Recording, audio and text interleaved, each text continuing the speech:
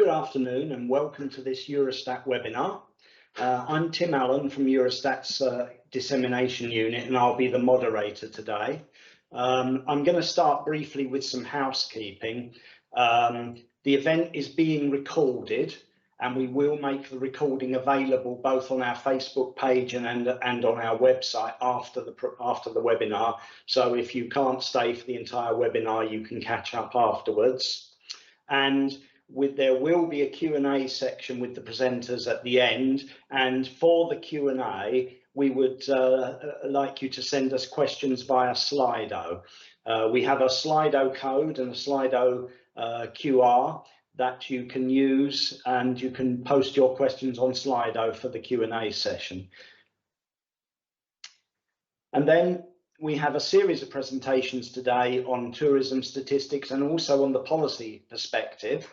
But I'd like to start by introducing Sophie Limpak, who is the Director of Business and Trade Statistics at Eurostat, who'll start with an introduction to this seminar. Over to you, Sophie. Thank you very much, Tim, and good afternoon, everybody. And thanks a lot for joining us for this webinar on European tourism statistics, which is organized by Eurostat, the statistical office of the European Union. As the director in charge of business and trade statistics within Eurostat, I have to say that I'm particularly pleased to open this webinar on this statistical area. Tourism is usually something we think about a couple of times during the year, and that we usually associate it to words such as leisure, beach, sun, snow, holidays, relax. However, tourism is much more than that. It's actually an economic sector with very significant importance for the European economy as a whole. In fact, tourism can be and is already an important driver of economic development in European regions. Tourism also plays a significant role in the labor market, offering many jobs opportunities in the EU, in particular, since tourism is normally a product or a service that is consumed locally and that cannot be easily outsourced.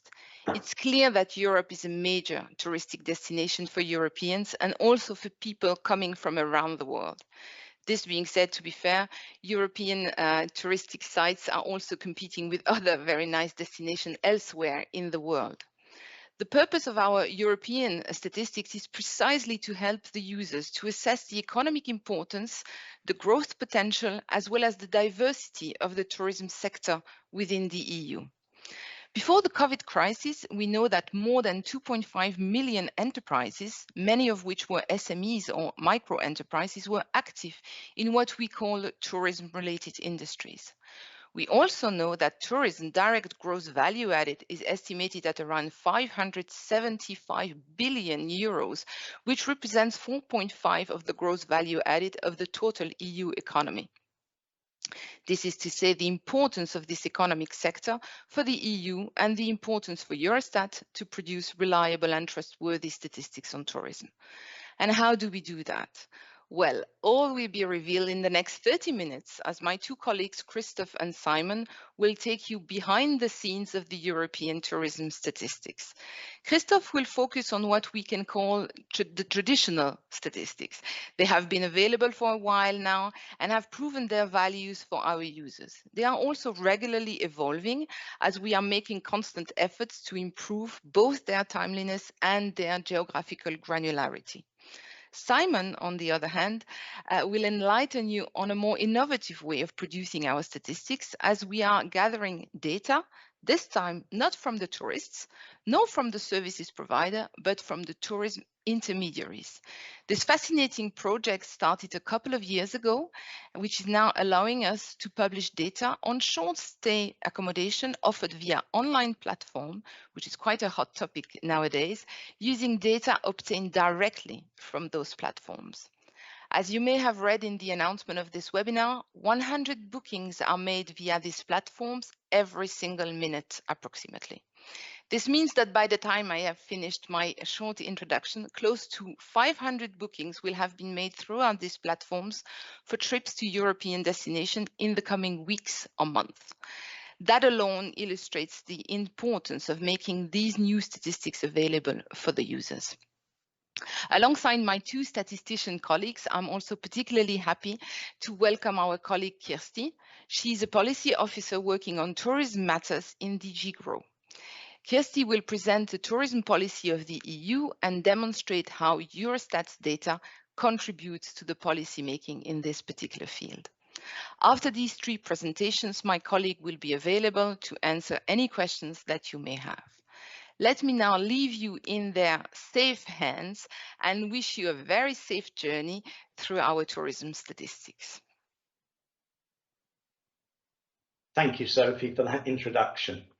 And now I'd like to introduce our first speaker. As Sophie said, it's Christophe de Munter from the Tourism Statistics Unit, and he'll be talking about European statistics on tourism.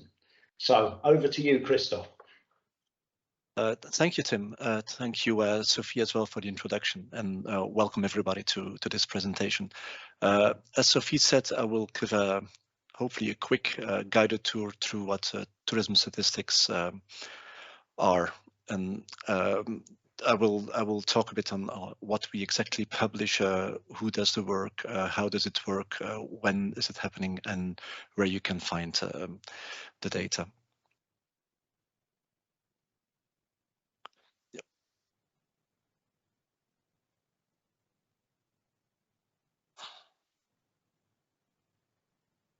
Yep. So let me start with what we are talking about when we talk about tourism statistics. Actually, we have two sources. One is data collected from businesses. The other one is data collected from households. In the data we collect from businesses, it's basically focusing on rented accommodation. So it's data coming from hotels, campsites, holiday rentals, and so on. In that context, we have, on the one hand, data on capacity, it's, the number of establishments, number of bed places, and on the other hand, data on occupancy. It's data on nights spent, on arrivals, occupancy rates, and so on. The occupancy data, we do not only have annual data, but only monthly, also monthly series, which are published quite fast after the end of the reference month. We have this data available at regional level because tourism is in the first place a regional or destination level phenomenon. We have data by degree of urbanization, by coastal and non-coastal areas, and since a few years we can also publish data for specific for a list of European cities. Secondly, besides the data on rented accommodation, we also have data on tourism demand. And I think there is a backlog with the slides because I'm already a few slides further. So yeah, the next one, please. Yeah. So in terms of statistics on tourism demand, this is data we collect from households. It's about participation in tourism. So what share of the population makes tourism trips throughout the year, and also actually data on those trips, domestic trips and outbound trips, the number of trips, number of nights spent, expenditure. This data is available broken down by purpose of the trip, so private or professional, because also professional trips, it's part of tourism statistics, by type of accommodation, by mode of transport, of course, by destination country. And finally, we also have some limited data about same-day excursions. Besides this, the bulk of our data that we are managing ourselves, we also try to enrich the analysis by data coming from related areas. As my colleague Simon will talk about later, we have the data on short stay accommodation offered via platforms. There's also rich data on the economy in structural business statistics, in short-term business statistics, which you can find elsewhere on Eurostat's website, but which we also try to group under tourism statistics. So there we focus on those industries that are relevant for the tourism sector. From the labor force survey, we also take some data on employment in specific sectors that are relating to tourism. And as work in progress, we are also working on tourism satellite accounts. This is where the 4.5% estimate of gross value added comes from that our director Sophie was mentioning in the introduction. So this was in a nutshell what it is about. I will show some examples of data afterwards. Who does the work? Typically in European statistics, it's a cooperation between Eurostat and the national statistical institutes. as typical, there's also a regulation, a legal basis for tourism statistics. The main point of this regulation is to ensure a harmonization of concepts, definitions, to some extent also production methodology. So to make sure that a user can actually compare the data for France with the data of Spain, for instance. Generally, the data collection is done by the statistical officers who send the data to Eurostat. This data collection is mostly by sample surveys, so the traditional statistical methods. In some cases, it's also based on administrative data, for instance, visitor registration systems that apply in certain countries or destinations. About the timing, the countries send us the monthly accommodation data within 6 weeks after the reference month. It's the time they need to get all the information from the service providers to assemble it and send to us. The annual data, which is a bit more detailed, also takes a bit longer. This will receive within 6 months from the 27 countries. So our role is to check the data, validate the data, publish the data with EU aggregates. The release calendar is available on Eurostat's website. For instance, I think yesterday we received the monthly data for November 22. So where can you find this data? I mean, I will not spend too much time on this because I want to show some examples.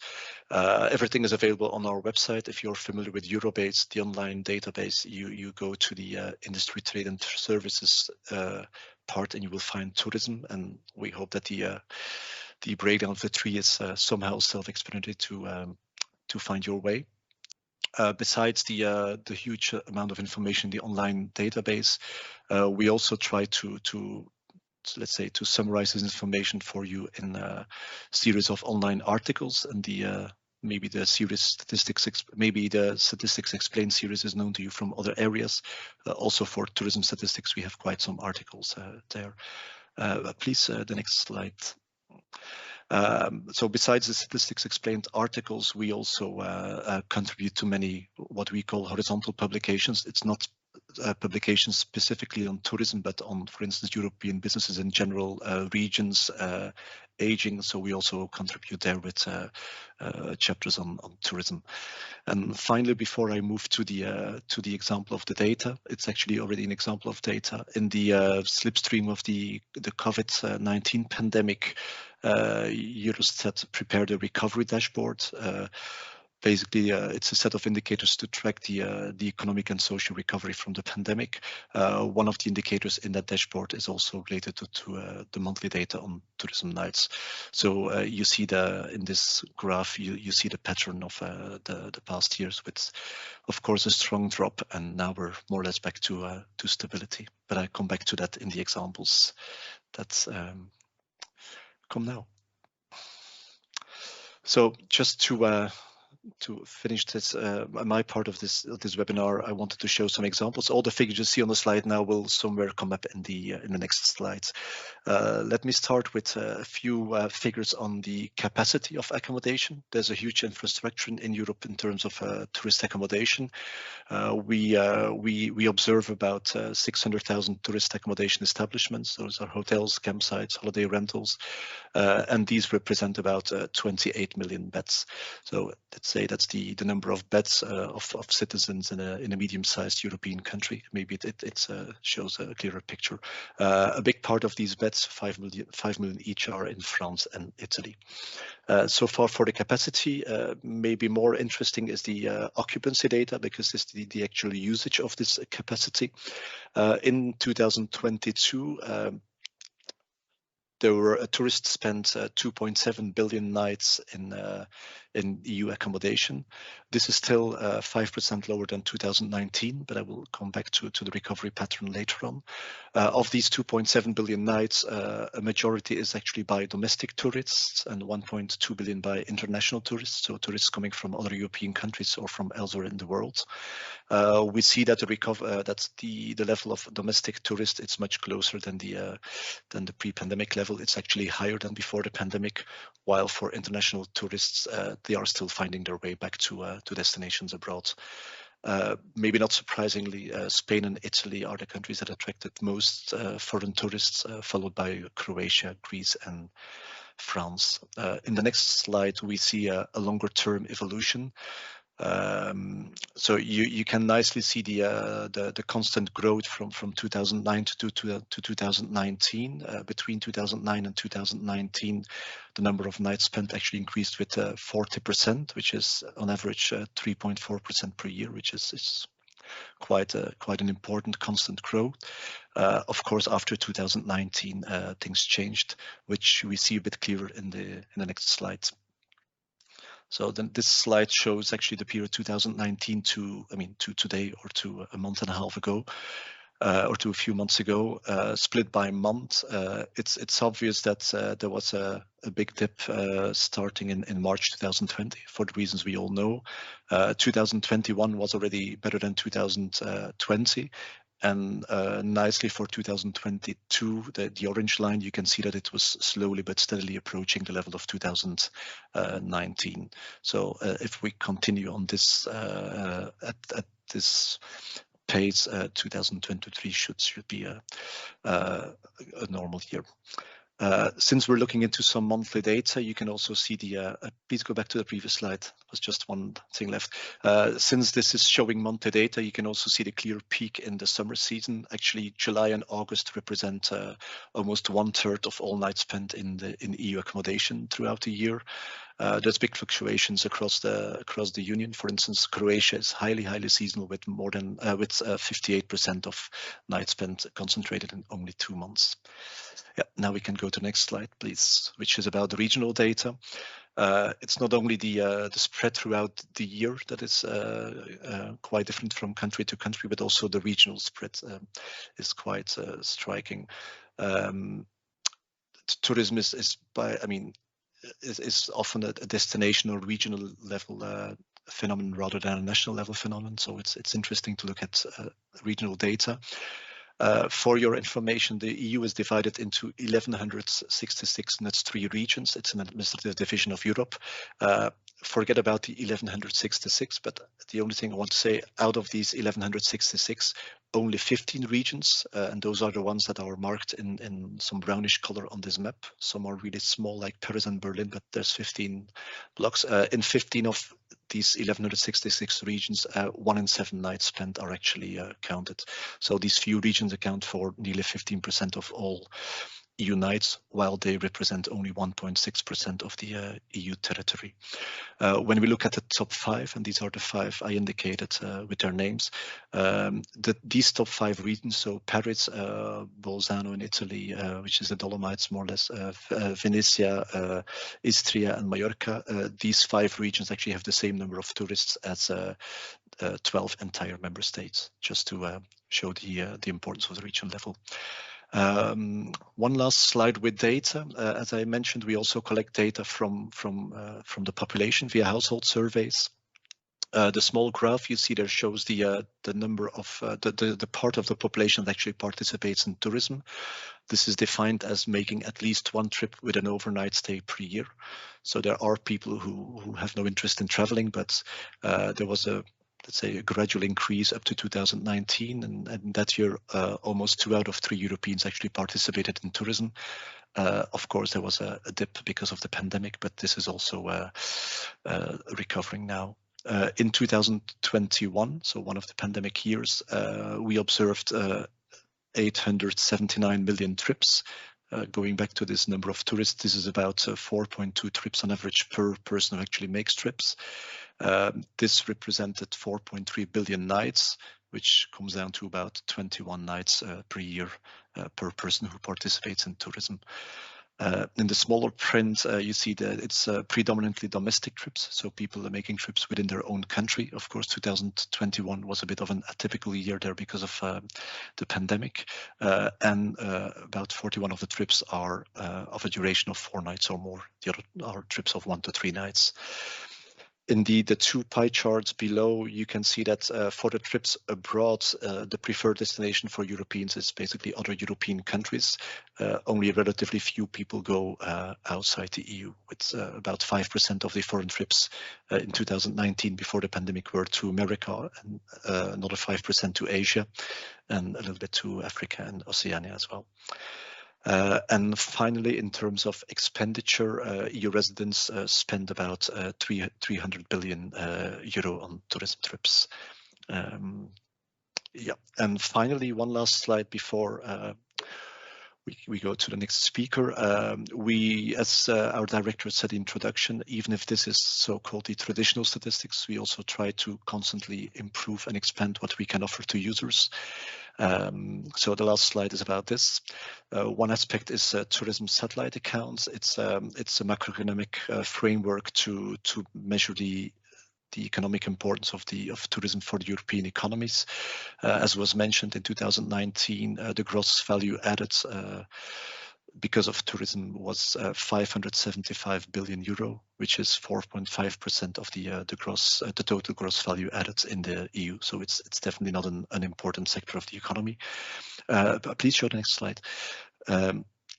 We also, besides tourism satellite accounts, we also try to better use existing official statistics to improve the granularity. As I said, tourism is a very local or regional phenomenon. So we are now looking with the countries into providing monthly data for NUTS 3 level. We are working on indicators to monitor the sustainability of tourism. We also try to explore new sources and methods. The fact that everybody has a mobile phone or a smartphone also opens perspectives for having more interactive surveying methods. We are also looking to mobile network operator data, payment card data, and the online platforms data. And I think I can close with the words online platforms data because this nicely brings us to the rest of the webinar. Thanks a lot for your attention. Thank you, Christoph. And as Christoph said, we will now go over to another Eurostat colleague, Simon Blay, who also works in the tourism statistics unit, and he'll talk about short stay accommodation offered via online platforms. So over to you, Simon. Thank you, Tim, and thank you, Christoph, for the nice segue to my presentation. I'm going to start with some fun facts about the platform, about the data. Well, they're facts anyway. You decide if they're fun. Can we see? Yes, thank you. Please show the first slide. So in 2019, Paris was the most popular city destination in the EU with almost 50 million nights spent in short-term rental accommodation. And in each reference year that we have so far, it was the most popular city, followed by Barcelona and Lisbon. Next slide, please. And we have data up to September 2022, so for the first 3 quarters of 22, and in these 3 quarters, around 450 million guest nights were spent in apartments booked at Airbnb, Booking, Expedia, or TripAdvisor. And this corresponds to about 38 million bookings, which, if you calculate it, this ends up being the 100 bookings per minute that our director quoted in the introduction. Next slide, please.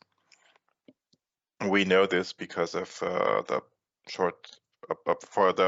platforms project that I'm going to present to you in the next 8 minutes. Next slide, please. So what am I going to talk about in the next minutes? I'm going to give you a brief overview about the agreements with the platforms, how they're structured, what's so innovative about those. And then I'm going to move over to the data itself. I'm going to explain which kind of data is available and where you can access that, which will not come as a surprise to you if you've been following Christoph's presentation. And then finally, I'll show some snippets of the data, some snapshots, some interesting excerpts from the data. Next slide, please. So a brief overview over the project. How does it work? So we have data sharing agreements with 4 big international operators in the short-term rentals market, namely Airbnb, Booking.com, Expedia Group, and TripAdvisor. These 4 platforms, they send us data aggregated at local level. So it's not microdata that is like one line of data per house or per listing, but it's merged at municipality level. So we have one line for each what we call local administrative unit, which is basically a commune. We at Eurostat we validate this data, we merge it, we produce output tables, and on the one hand, these tables then serve as a basis for the data we publish on Eurobase and for the articles that we publish on our website. But on the other hand, and this is a very important aspect of the project, these output tables, they go to the countries, so to the national statistical institutes, which we do for two reasons.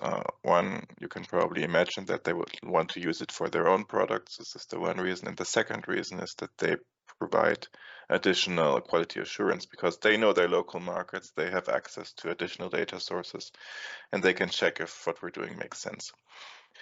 Next slide, please.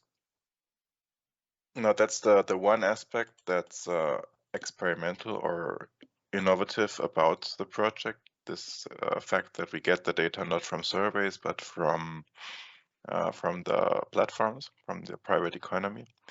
The other less obvious aspect that is new or experimental is that this is not usually what Eurostat does. What usually happens is that the fieldwork or the collection of data happens at the national statistical institutes or is even further delegated to regional offices. So they collect the data and then it goes upstream to Eurostat and is published all along the way, but also at Eurostat.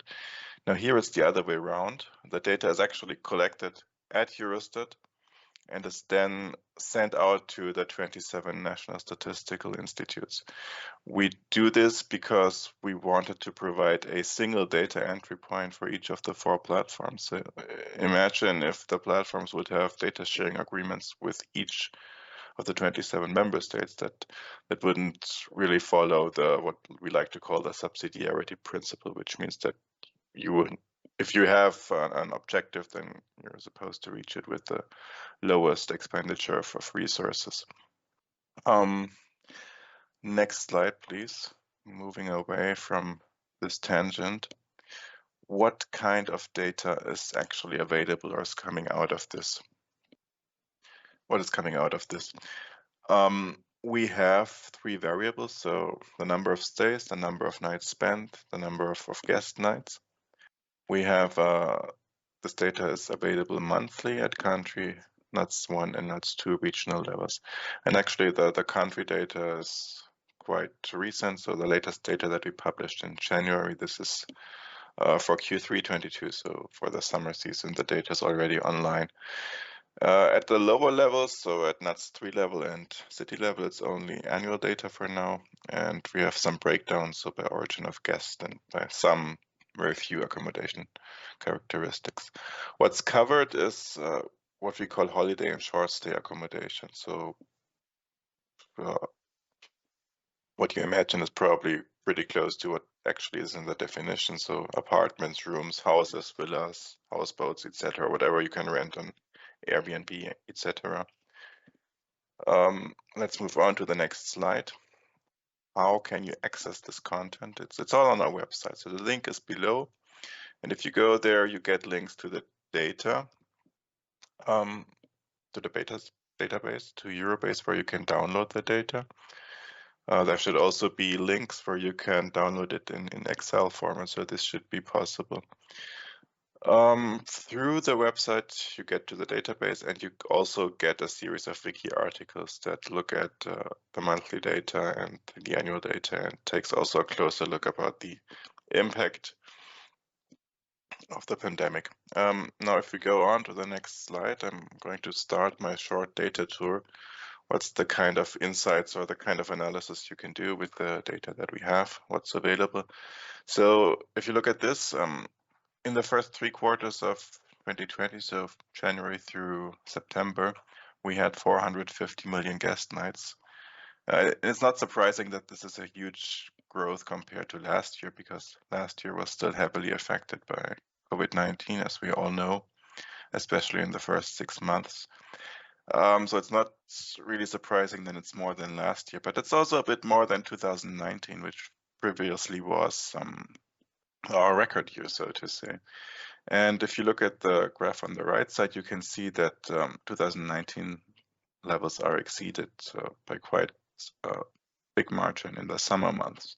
And if you compare this to the similar graphic that Christoph showed a few minutes before, you can see that what we call platforms tourism actually exceeds the pre-pandemic levels, whereas traditional nights and traditional accommodations is at the pre-pandemic level. So it's growing a bit faster. At least that's how it looks like with our data. Let's move to the next slide, please. What we also have is regional data. Due to the nature of the agreements with the platforms, this is lagging a bit behind. So the latest that we have available here is the second quarter, Q2 22. And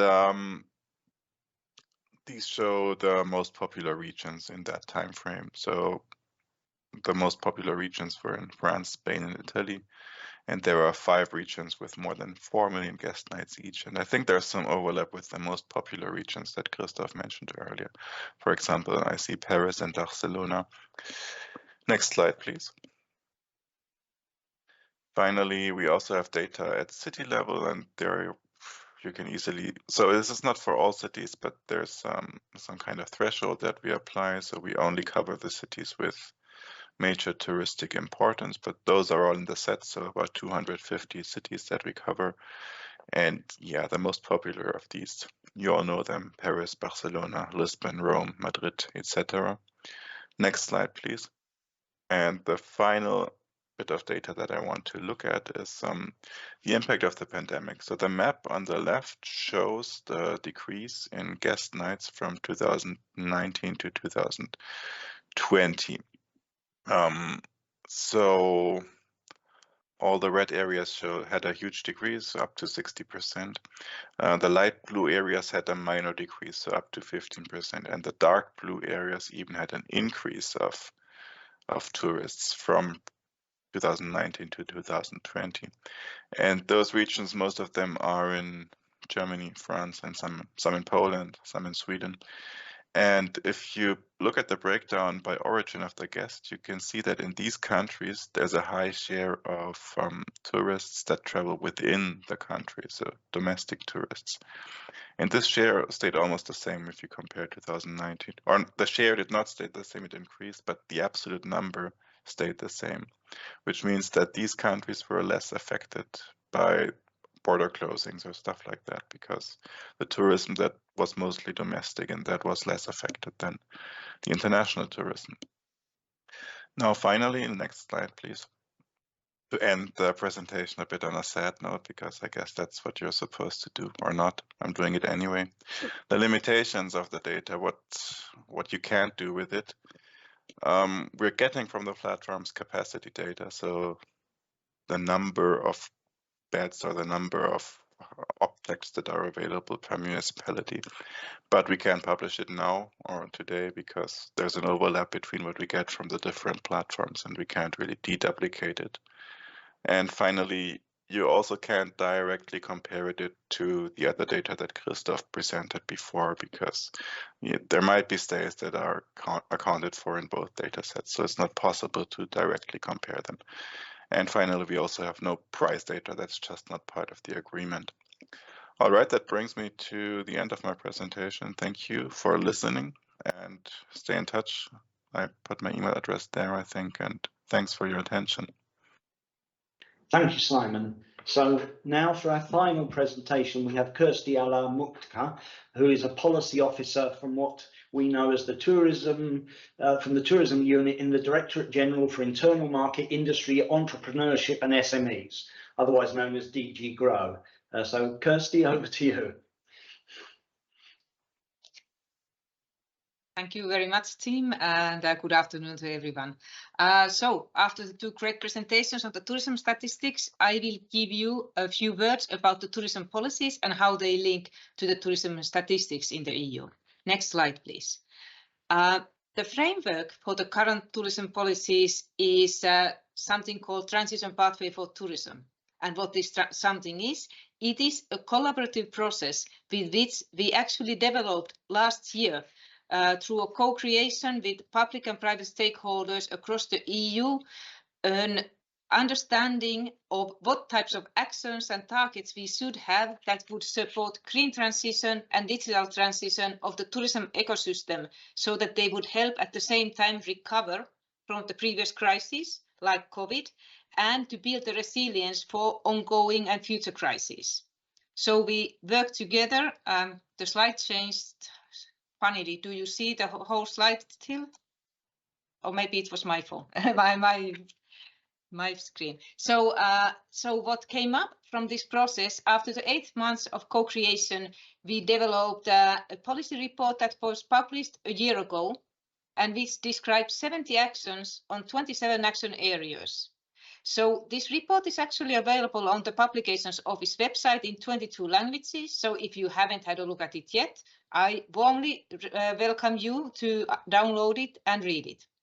So currently, we are in the phase of implementing this action, which is based on the collaboration in its creation, and that is what we are now calling for also its implementation. So we are calling the stakeholders to present their own pledges on what type of action they would take to contribute to the collective action on these 27 action areas. We are then supporting, facilitating collaborations and giving visibility to the best practices in order to help the whole tourism community to advance together. Next slide, please. So why this is relevant for the tourism statistics? Because the stakeholders recognized very early on in the discussions that the statistics are a key part of the transition as well.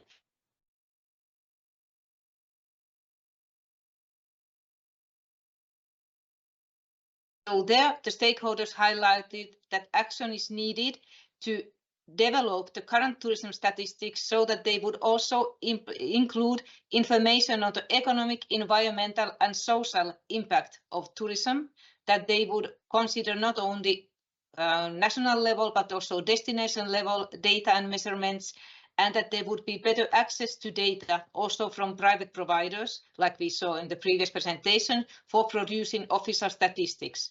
And a key action was to support the EU Tourism Dashboard as a policy tool that could support following environmental, digital and socio-economic aspects of tourism.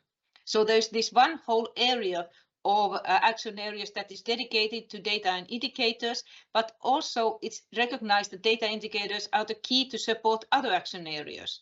There's a topic on developing the transparent and fair framework for short-term rental services, where the data sharing is a key issue. Improving destination management requires well-formulated database decision-making models and information, and also the tourism strategies on regional or national level should be based on indicators and sound data. So in overall and across the transition pathway for tourism, it's highlighted that the measurements and data available are a key for well-informed decision-making. Next slide, please. Here I will show some examples of the stakeholder pledges. Like I said, we have actually been collecting the pledges from our stakeholders already in 2 rounds, and we have 260 pledges, which are then distributed for the different topics. And currently, the topic number 3, which you see in red, is the one for the statistics and data. And it is one of the most addressed topics, with 23 separate pledges on that. Next slide, please.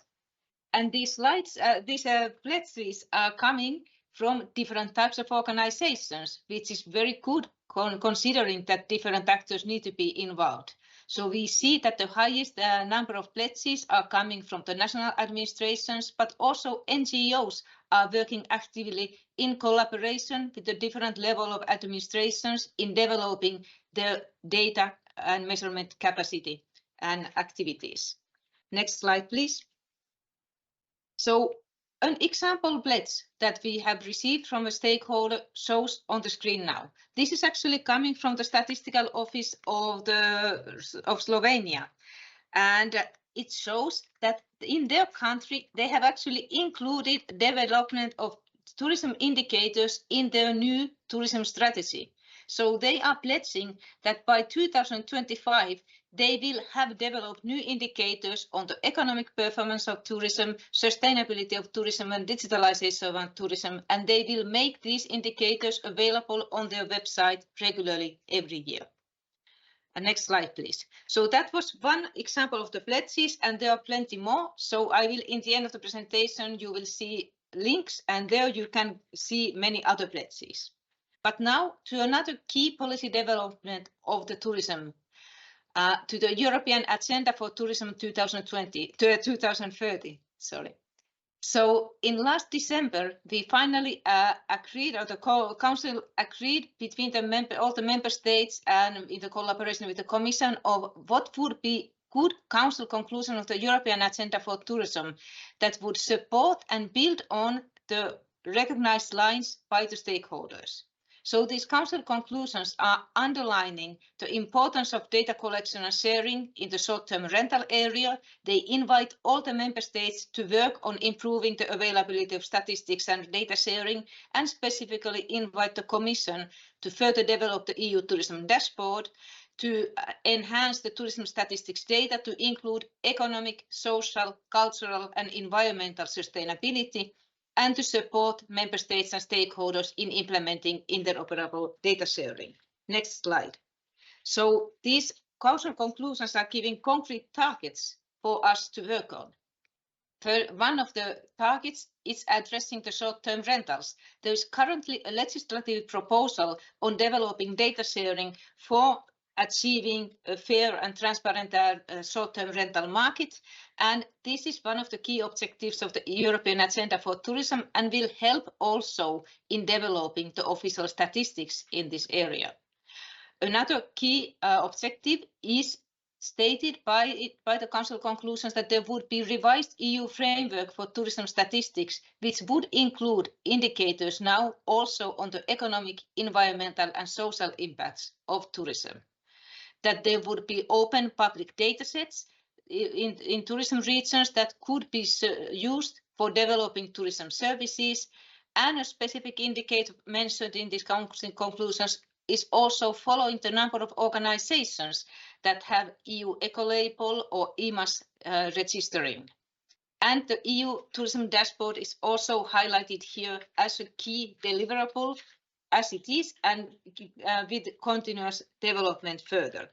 Next slide, please, because actually now I will show you a couple of examples of this EU tourism dashboard. This was published in October 2022 by the Joint Research Centre, and it shows new indicators that are supporting the policy with the key issues on the green transition, digital transition and socio-economic resilience. The data for the dashboard comes from different sources, which is one of the innovations in it. It's combining data from the Eurostat, European Environmental Agency, Eurocontrol, and also doing its own web scraping efforts. It is showing the indicators on national level and regional levels, even going down to NUTS 3, where data is available. And it is continuously updated and further developed with the new indicators, which are planned to be always updated around the October every year. Key users for this tool are the tourism policy makers at national, regional, local levels, but of course you can also use them as you wish, because it's openly available in the URL shown on the screen. So now a couple of examples. Next slide, please. Tourism intensity, meaning the night spent by inhabitant, is one of the example indicators that you can explore from the EU tourism dashboard. Here you see how it highlights in certain areas where the tourisms are putting high pressure for the region, and this can indicate risk for over-tourism. And here you can also see that it's very important to explore these things on the regional level, because if you would have been looking only at the national aggregates or national averages, you wouldn't see this colorful picture like you see now. The next slide, please. Another example I want to show you is just an example that for every key policy pillar, the environmental impact, digitalization and socioeconomic resilience, we have also composite indicators which show on different data points the EU average value and against which you can compare the different countries and their values. And of course, there are many other indicators, many other functionalities, and many other views in the tourism dashboard, but I'm not going to use your time here. Now I invite you to visit the dashboard and see it yourself. So the next slide, please. This is also my final slide, because I want to conclude by assuring you that tourism statistics are high on the policy agenda. As you saw, they are one part of the tourism transition pathway and the collective action of the tourism stakeholders. They are part of the EU agenda for tourism, where they are concretely supported by the member states and invited actions by the European Commission. There are several ongoing projects where we are supporting data and measurements and their development. For example, DG Reform, technical support instruments, it's currently supporting 7 countries to develop their tourism-related indicators and data sharing. And we are, of course, also following the work of the UNWTO, who is developing a statistical framework for measuring the sustainability of tourism, because several EU member states are involved, and this may also be good contribution to our efforts on developing new accurate ways to develop tourism. So as a final conclusion, DG GROW, Eurostat, EU member states, we are all committed from the policy aspect to support the generation, sharing and development of new and better ways to support and measure economic, environmental and social impacts of tourism. Data and statistics are important for us. Thank you very much for your attention, and looking forward to questions and answers. Thank you, Kirsty. So now we will go over to the Q&A session with our panelists. Can I remind you again about Slido, where you can pose questions? And questions have been coming in already in number, so we have some to answer. But if you want to get yours in, feel free to add them to Slido. Any that we do not have time to get to, we will attempt to answer later via Slido, or we will direct you to our support hotlines where you can get them answered. I see we have around 15 minutes to do Q&A, because we like to be on time. So we will start. The first question is, how is inflation affecting tourism in the EU? And I think Kirsty was going to give her input on this. Thank you, Tim. Well, actually, we don't have any forecasting services on really trying to estimate by numbers what would be the impact, but we do have some feeling that we get from the discussion with our stakeholders. Currently, what we know and the impact that we are hearing is that the energy costs are a big part of the fixed costs of the HoReCa, of the exhibitions, transports, and so on.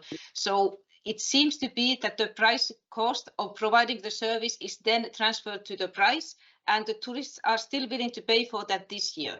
But it's not anymore sure if they will be paying and willing to pay for that next year. So it might be that this leads to falling demand in tourism services if the inflation continues like that. Another specific impact there is that because the prices can be fixed by the moment of reservation, so some of the tourists are trying to get really early bookings right now, but the providers are not necessarily willing to give a booking for something that might have a completely different price in 8 months. So there might also be a supply crunch coming. We don't see it yet, but there are some indications that this might be coming. So yes, there will be impacts both for the demand, both for the supply, but maybe more if the inflation continues throughout this year. Thank you, Kirsty. Our second question is, would you include the whole HoReCa sector into tourism or only parts of it? And for those who aren't familiar with the abbreviation, HoReCa is hotels, restaurants and catering. Christoph, I think you can answer this. Yeah, thanks. Actually, I thought that the CNA was for cafes, not for catering, but I don't know. Anyway, let's address the question of the participants. In my presentation, I mentioned that we also publish information on tourism industries. Actually, there the challenge is that within, for instance, the turnover of HoReCa, it's difficult to distinguish between what is served to tourists and to non-tourists. I think for accommodation, it's relatively obvious that it's mainly to tourists, although accommodation can also include accommodation for students or for seasonal workers, but the bulk will be tourists. For restaurants, it's more difficult. You can ask a restaurant or an enterprise in that sector to report on their turnover, but you cannot ask how many meals they serve to tourists and how many meals they serve to locals or commuting workers. So the data on tourism statistics basically takes it as 100% as a whole. But I also mentioned at the end of the presentation this work in progress, which is called tourism satellite accounts. And there the challenge is actually to calculate within each industry ratios of what part of the, for instance, turnover or employment is directly related to tourists and which part is not related to tourists. I only have some information for one country, for Czech Republic, for instance, and they told us that for hotels, it's about 90% that is directly attributable to tourists. For restaurants and cafes, they estimate it to be around 33%. So the other 67% being spending by locals, I mean by non-tourists. Thank you, Christoph.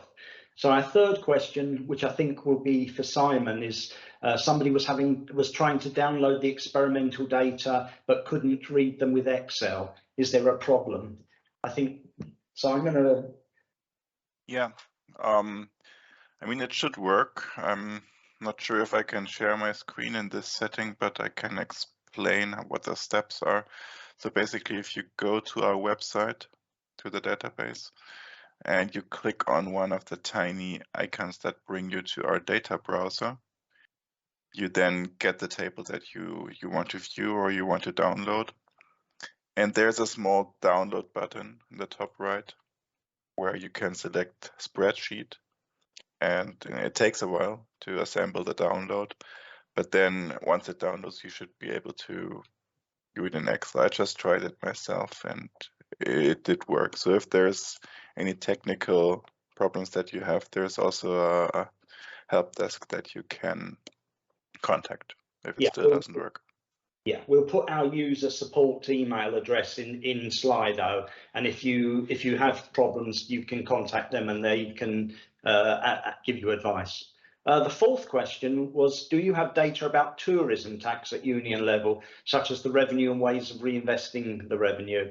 I'm going to answer this myself because I've just had a quick look in the database, and as far as I can see, our tax data is not at that level of granularity. So the tourism tax would be rolled up into a broader category. So probably no, unless any of the other panelists wants to contradict me. I do not believe we have data as detailed as tourism tax. And in that, so I'll move on to question 5. We're speaking about short-term rentals. Do you have data about how much this practice influences housing economy in general, sales prices and rents? I'm not sure who's going to take question 5. Is that? That's me. Okay. So, yeah, generally at Eurostat, we don't actually do that much analysis of the data. We provide the tools and leave that to others, to our stakeholders, to the data users. But what I can say is that we do have all the data or all the tools here that you would need for such an analysis. We have the platforms data that I just presented. We have price data, so the information on house prices and rents over time is available in-house, and of course also population data. So you could look at intensity indicators of guest nights versus residents, and you could compare that to the price data. So it's all there, but we don't really do it ourselves. Okay, thank you. And the next question is for Christoph, I believe. Can you tell me more about data related to trips for professional reasons? What activities are covered? How are the data collected? Are they reliable? Thanks for the question. As I mentioned, part of our data is collected through household surveys. So basically, The typical example is every 3 months, statistical offices send out surveys or contact people asking about trips they might have made in the 3 months preceding the interview. So one of the questions, if they report on a trip, will be, was it for private or professional reasons? So this is how we come to this result. Professional reasons can be, I mean, meetings, conferences, visiting business clients, and so on. I mean, the typical reasons for a business trip.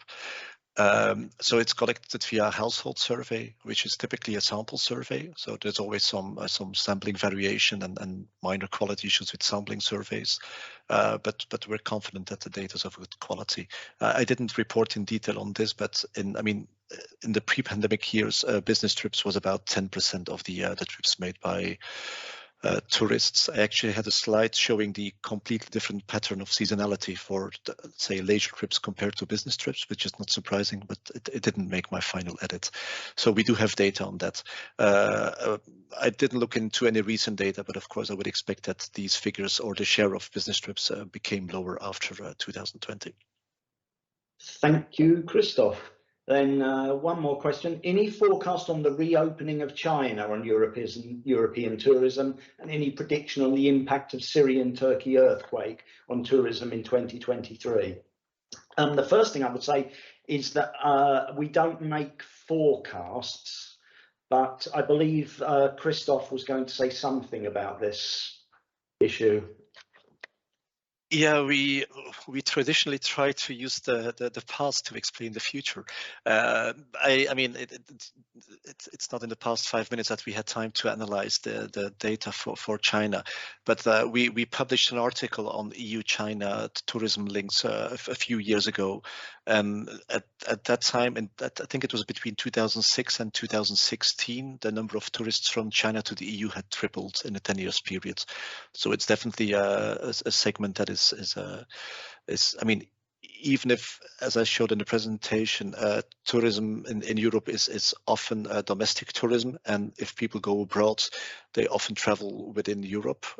So let's say the extra European flows are not that significant, but still important. And in that flow, China is playing a more and more important role. Again, I mean, things might have changed in the past years because, let's say, the European borders were a bit more closed than usual also for tourists.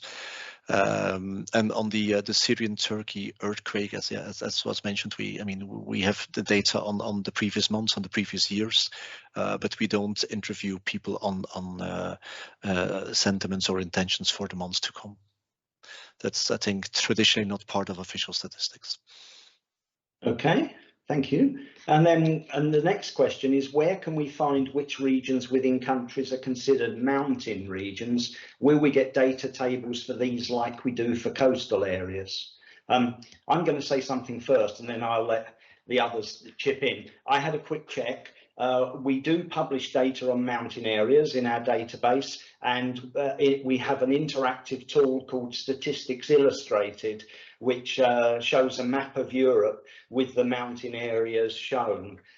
So we do publish some data on this, and of course the data we publish on mountain areas will go wider than tourism alone. It will be other data for these areas.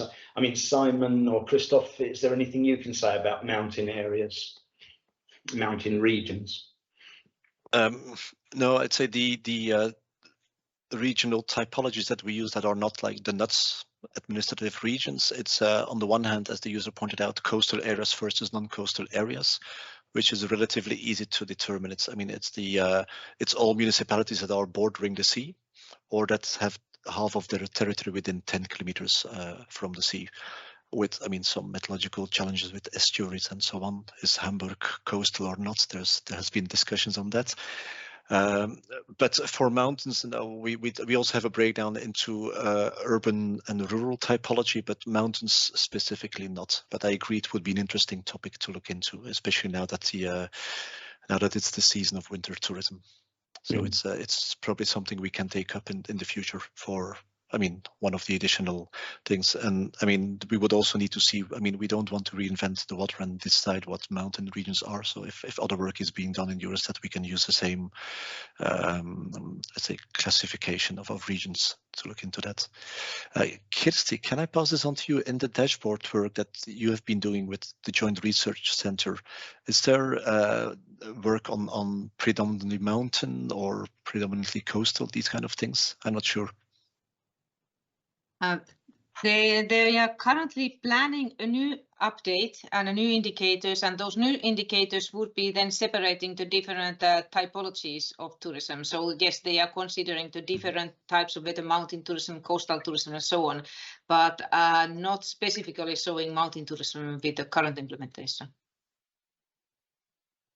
Okay, thank you. And again, I urge you to take a look at the Regions and Cities Illustrated tool, which shows data not just for regions and cities, but metropolitan areas, urban, rural, degree of urbanisation, border regions, coastal regions, island regions, mountain regions, and outermost regions. So we do have data by a wide range of regional categorizations. I think we've just got time to squeeze in one last question, which I believe is to Kirsti, which is, what are the accommodations included in the short-term rentals legislation?